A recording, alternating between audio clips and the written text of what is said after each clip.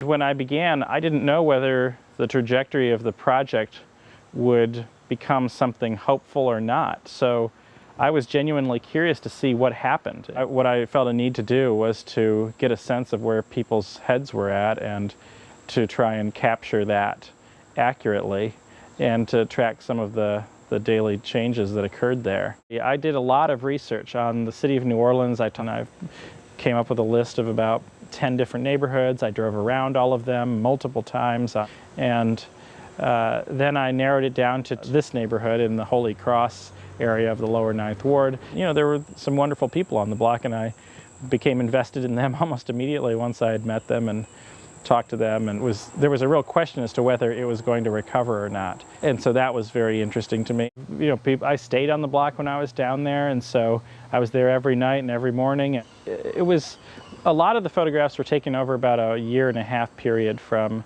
middle of 2007 to the end of 2008.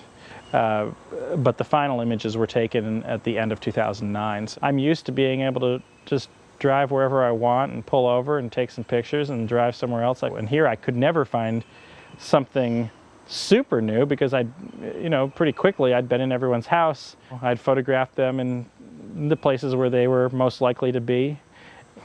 And so what it did was it really forced me to dig down and try and find new angles, new times of day to shoot, new ways of shooting things that I'd been in before.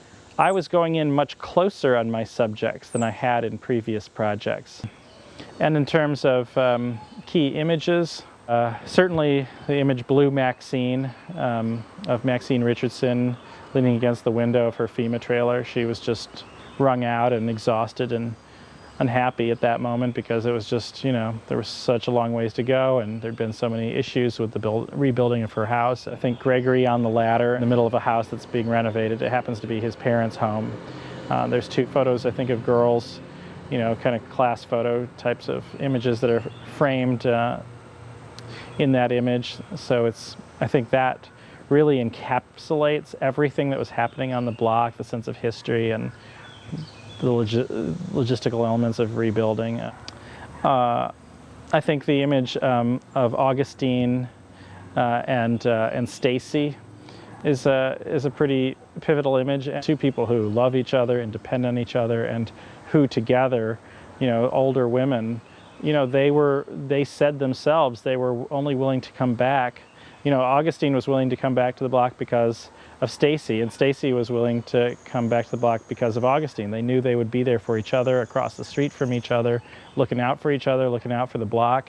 I think what I'd like people to take away from the project is an understanding of what people experienced during this time in New Orleans, to understand that it was wrenching for them, but there was also some incredible accomplishment that went along with that wrenching time. I think a kind of unspoken subject matter for the projects I've worked on and the projects I'm drawn to is resilience.